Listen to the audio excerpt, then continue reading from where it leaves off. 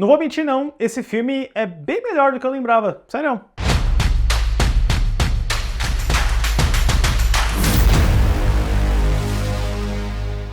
Olá, fãs da sétima arte, meu nome é Lucas Nascimento e esse é o Lucas Filmes, e dando sequência ao nosso especial da saga Mutante, antes da estreia de Deadpool e Wolverine no mês de julho, hoje estou aqui para falar sobre o segundo filme solo spin-off da franquia, que é o Wolverine Imortal, filme de 2013 dirigido pelo James Mangold.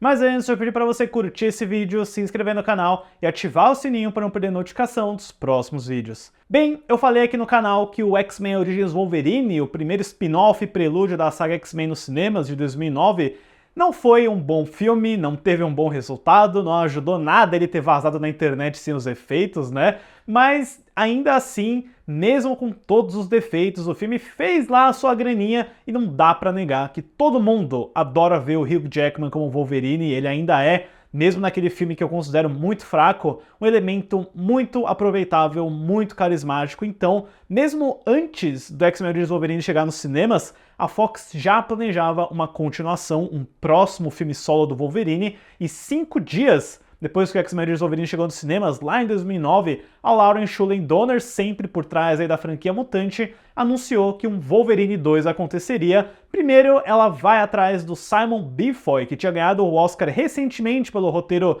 do Quem Quer Ser um Milionário, do Danny Boyle, mas depois que ele passa essa missão, ela chama o Christopher McQuarrie, que trabalhou de forma não creditada no primeiro X-Men, falei sobre isso aqui no canal, e tanto a Lauren Shuler quanto o Hugh Jackman, que agora seria um produtor do filme também, eram fascinados pelo arco do Wolverine no Japão, que foi escrito pelo Chris Claremont e o Frank Miller. Então, naturalmente, esse era o caminho a seguir, é o arco preferido do Hugh Jackman também. Então, o Christopher McQuarrie começa a trabalhar nesse roteiro, que incorporaria todos esses elementos, todos esses arcos, e para dirigir, supostamente o Bryan Singer teria passado essa oferta em algum período, isso durante também o desenvolvimento do Primeira Classe, como eu comentei aqui no canal. Então o Hugh Jackman, com seu poder de produtor, convida um amigo dele, o Darren Aronofsky, com quem ele tinha trabalhado no Fonte da Vida. Nossa, eu lembro na época que a ideia do Darren Aronofsky, saindo do Cisne Negro e do Lutador, fazer um filme do Wolverine era a coisa mais louca do mundo. Era tipo, nossa, Darren Aronofsky fazendo Wolverine, isso vai ser muito legal. O Aronofsky é confirmado no projeto em 2010 e as filmagens começariam em março de 2011. O Aronofsky ele até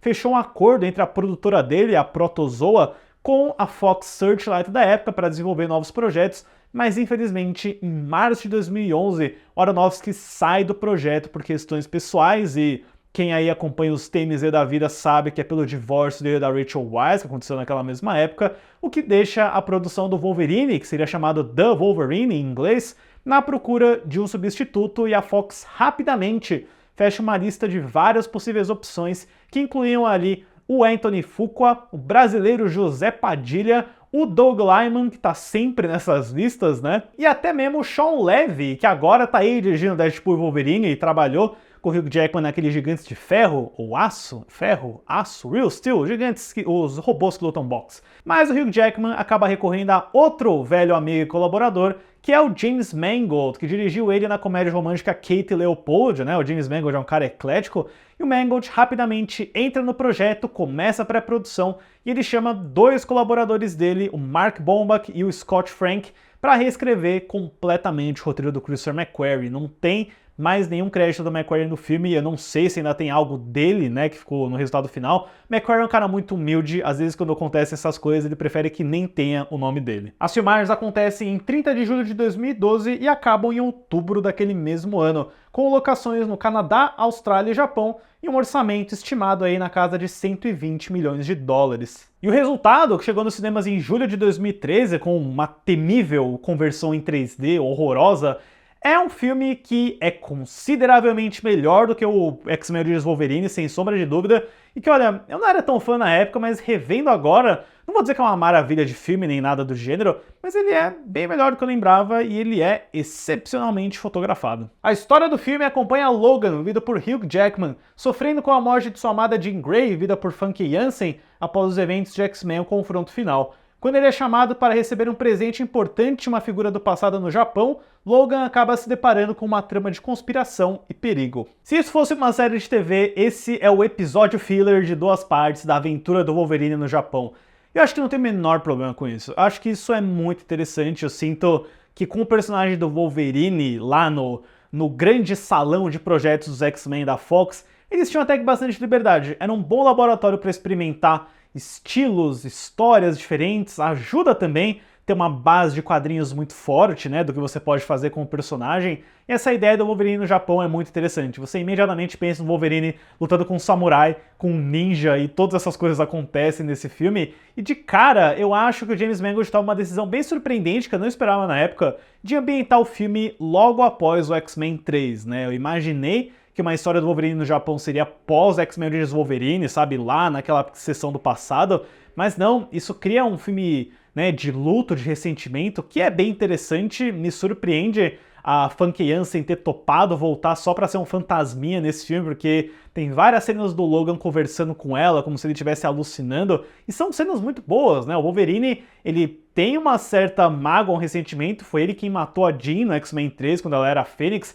Então acho que isso é muito interessante, começar com o Wolverine lá no fundo do poço, depois daquele final meio agridoce do X-Men 3, é de se imaginar que teria algum tipo de consequência, algum tipo de peso emocional para ele. Então, colocar o Wolverine no Japão, né, inclusive o filme abre lá no passado com a detonação da bomba atômica em Nagasaki, para estabelecer que o Wolverine salvou a vida de um soldado japonês que agora, anos depois, tá no seu leito de morte e chama o Logan pra pedir ajuda dele pra viver mais, né? Porque esse cara é um poderoso empresário Yashida, vivido pelo Hal Yamanuchi. Ele diz que tem uma forma de tirar o fator de cura do Wolverine, né? Então é um filme sobre um personagem imortal que tem a possibilidade de morrer, de descansar e de ficar pra sempre com esse fantasminha da Jean Grey. Então é uma premissa muito boa, eu adoro o começo desse filme, o primeiro ato é muito, muito bom, muito sólido, e também dessas personagens coadjuvantes bem interessantes, né? O filme ele realmente vai fundo nessa questão do Japão, eles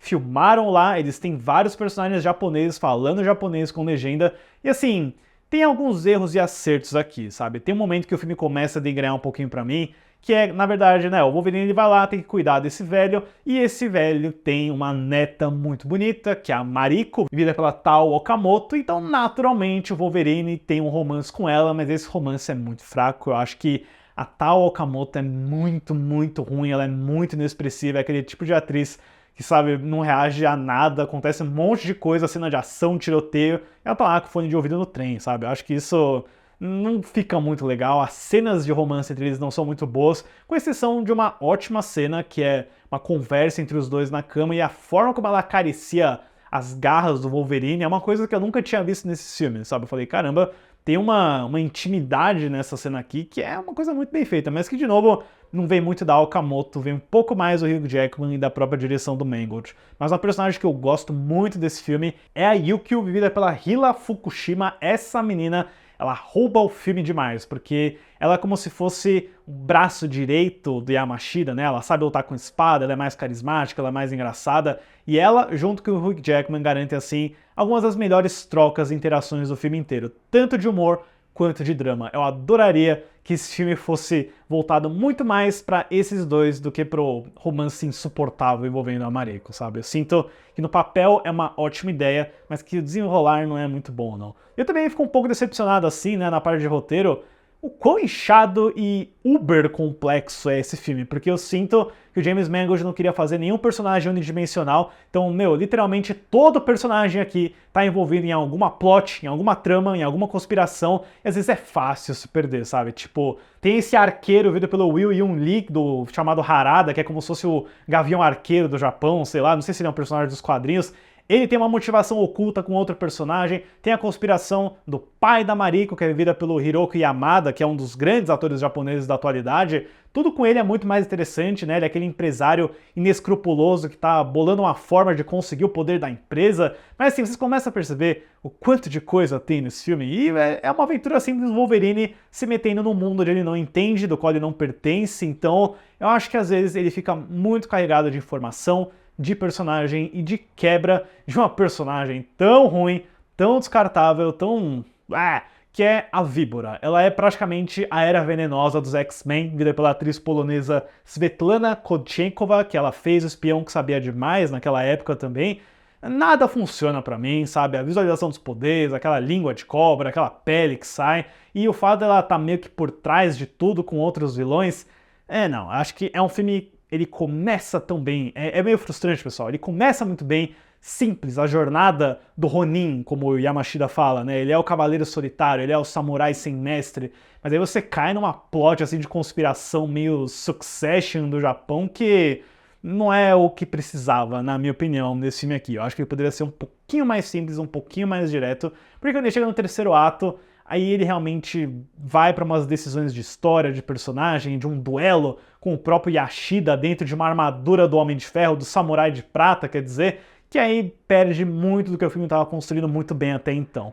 Porém, eu consigo passar um pano aqui, pessoal. Consigo passar um pano aqui porque a direção do James Mangold é muito boa. A direção dele é muito boa. E você vê que ele já tinha aqui um interesse muito grande no lado dramático do Wolverine. Eu acho que tudo que o Hugh Jackman faz aqui é fantástico, né? A forma como ele tá mais vulnerável nesse filme também. Ele tem uma deficiência no fator de cura dele por conta da víbora, então ele toma alguns tiros, mas ele não se regenera completamente, ele leva umas pancadas, ele sente essas pancadas. Ver esse lado mais vulnerável do Wolverine é muito interessante sim, eu acho que garante uma performance diferente do Hugh Jackman, que só viria a crescer mais no Logan de 2017, a gente já vai chegar lá, mas eu acho que esses dois trabalham muito bem. E o James Mangold, né, apesar de eu sentir um pouquinho de falta de uma ambientação japonesa um pouquinho melhor no começo, sabe? Quando o Wolverine chega lá, eu senti falta de um pouquinho de trilha sonora típica, daquelas tomadas lá que mostram a cidade, mostram as paisagens, igual eles fazem no Velozes e Furiosos Desafio em Tóquio, quando o Lucas Black chega e você tem uma overdose da cultura japonesa em 2 minutos. Falta um pouquinho disso aqui pra mim. Mas tirando isso, acho que a ambientação, as interações de personagens e os cenários também, tudo isso é muito bem desenvolvido, é muito bem construído. O trabalho de fotografia desse filme aqui é de outro mundo, é de um cara muito subestimado. Eu fui procurar o nome dele, eu falei, como que esse cara não tá trabalhando mais? Que é o Ross Emery. Ele trabalhou no departamento de câmera do Matrix, de vários outros filmes. Ele fotografou o Anjos da Noite 3, o filme do Pica-Pau da Netflix, que saiu esse ano, os curtas de Alien Covenant por YouTube, mas não o Alien Covenant em si. Esse cara é muito bom, ele valoriza o contraste de cor, o quente com frio, e ele faz uma noite azul maravilhosa, meus amigos. Ele faz uma noite azul daquelas dos anos 80, dos anos 90, que é uma delícia de ver. É um filme elegante, lindo e que também consegue valorizar cenas de ação. A luta do Wolverine contra o Hiroki Yanada naquele clássico cenário japonês com as paredes de papel, com a luz azulada da noite do lado de fora, é um primor, assim, sério. Esse é um dos filmes mais bem fotografados da Marvel que eu já vi. De verdade, eu nem lembrava disso, mas é um trabalho de gente grande. Eu só tenho que puxar a orelha de novo aqui com os efeitos visuais, sabe? Porque tem essa sequência do trem-bala, que tem uma ideia muito boa, né? Os caras estão no topo de um trem muito rápido que faz eles saltitarem, mas não dá, é muito besta, é muito cartunesco, eu não consigo levar a sério essa cena, porque tem uma artificialidade também, obviamente, eu acho que ele respeita a física real, mas é quase como se o James Mangold tivesse um tipo de abordagem bem específica dele, mais crua, mais centrada em personagem, e aí quando ele pula pra ação, é meio que um cartoon, sabe? Isso também acontece no Clímax com o Samurai de Prata, que é um robozão CGI muito mal feitinho, eu não gosto muito da resolução dessa ideia também, mas ainda assim eu acho que o forte desse filme é, de novo, o Hugh Jackman e a ambientação. Eu acho que esse filme é muito mais bem sucedido do que o X-Men Origins, sem sombra de dúvida alguma, tem um bom trabalho de desenvolvimento, de autorreflexão, de amadurecimento do Wolverine como personagem, que às vezes acaba perdido numa trama muito rocambolesca e ultra complicada dos negócios do Japão, das complicações de família, de um passando a perna no outro. Se você tirar metade dos personagens e talvez uma atriz melhor para Mariko, eu acho que esse filme aqui poderia ser ainda melhor do que ele é. Eu fiquei realmente surpreso com o quão positivo foi essa revisão do Wolverine Imortal. Para Wolverine Imortal, eu dou uma nota 7. E no lado financeiro, o Wolverine Imortal, ele saiu num ano muito fraco, 2013, era um ano que não tinha, grandes filmes de quadrinhos assim, então ele certamente se beneficiou, ainda mais saindo no mês de julho. Wolverine Imortal estreou nos Estados Unidos em 26 de julho de 2013, com 55,113 milhões, que ajustado para a inflação dá cerca de 71,478 milhões, fazendo um total de bilheteria doméstica de 132,556 milhões, que ajustado para a inflação dá cerca de 178,424 milhões, para um total no mundo inteiro de 414,828 milhões, que ajustado para a inflação dá cerca de 558,337 milhões. Um bom sucesso que garantiria que a gente veria o Hugh Jackman como Wolverine pelo menos mais umas 3 ou 4 vezes. Aí, enfim, pessoal, deixem nos comentários depois o que vocês acham de Wolverine Imortal, se vocês também acham que tem esse potencial de ser uma coisa muito mais interessante. E também preparem-se aí, porque o próximo vídeo especial, agora sim, é do X-Men Dias de Futuro Esquecido. Não vejo a hora de revisitar esse. Certo, pessoal? Obrigado pela visita e até a próxima sessão.